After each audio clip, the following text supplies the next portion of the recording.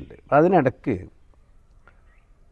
ഒരു 9 വർഷമായി, കൃത്യം പറഞ്ഞാൽ 8 വർഷവും മാസങ്ങളും ഒരു 10 മാസമായിട്ടായി മുടിപ്പു, ദക്ഷിണ കന്നഡ ജില്ലയിലെ ദേർലക്കട്ടക്കത്ത് മുടിപ്പു എന്ന് പറയുന്ന സ്ഥലത്ത് ഞാൻ ആദ്യമൊക്കെ അവിടെ പോയത്, ഞാൻ എപ്പോഴും ഒരു പുതിയത് ചിന്തിക്കുന്ന ആളാണ്. ഞാൻ ഇന്നോവേഷൻ കൊണ്ടുവരിക, എങ്ങനെ കൊണ്ടുവരാൻ പറ്റും.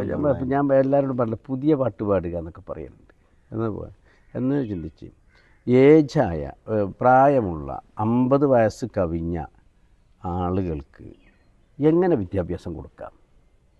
ഇപ്പോൾ നമ്മളുടെ ഒരു ഇത് വന്നല്ലോ, DPP ഒരു പദ്ധതിക്ക് SSLC സാക്ഷരത. ഈ സാക്ഷരതയിൽ ഒരുപാട് ആൾക്കാർ SSLC എഴുതി.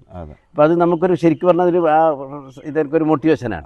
70 വയസ്സുള്ള ഉമ്മമാർ എഴുതിയതും 80 വയസ്സുള്ളവർക്ക് എഴുതിയ ഒരു വലിയൊരു മാറ്റം തന്നെ അത് കൊണ്ടുവന്നിട്ടുണ്ട്. അപ്പോൾ പല ആളുകളും ഇപ്പോൾ എൻ്റെ വിദ്യാഭ്യാസം എന്ന് പറഞ്ഞാൽ ഞാൻ ഇസ്ലാമിക് വിദ്യാഭ്യാസമാണ് ഇപ്പോൾ ഞാൻ ഉദ്ദേശിച്ചത്. അവർക്ക് പരിശുദ്ധ ഖുർആൻ പഠിപ്പിക്കുക, ഫാത്തിഹ പഠിപ്പിക്കുക, അക്ഷരങ്ങൾ പഠിപ്പിക്കുക, ഖുർആൻ ഓതാൻ പഠിപ്പിക്കുക. പ്രത്യേകിച്ച് റമദാൻ വരുമ്പോൾ ഒക്കെ നന്നായിട്ട് ഖുർആൻ ഓതാൻ. ഇത് ദാഹിക്കുന്ന ധാരാളം ആളുകളുണ്ട്. അത് നമ്മുടെ നാട്ടിലുണ്ടാവും, പക്ഷെ അവിടെ കുറേ കൂടുതലുണ്ട്.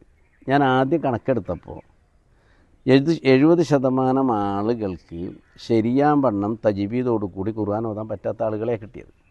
അങ്ങനെയാണ് കുടിപ്പു. അങ്ങനെ മദ്രസത്ത് സുഫ എന്ന പേരിൽ ഒരു വയോജന മദ്രസ എന്ന് പറയും മലയാളത്തിൽ, വയസ്കര മദ്രസ എന്ന് പറയുന്നത് കന്നഡത്തിൽ. അങ്ങനെ ഒരു വയസ്കര മദ്രസ ഞാൻ സ്ഥാപിച്ചിപ്പോൾ ഏതാണ്ട് 6 വർഷം കഴിഞ്ഞു.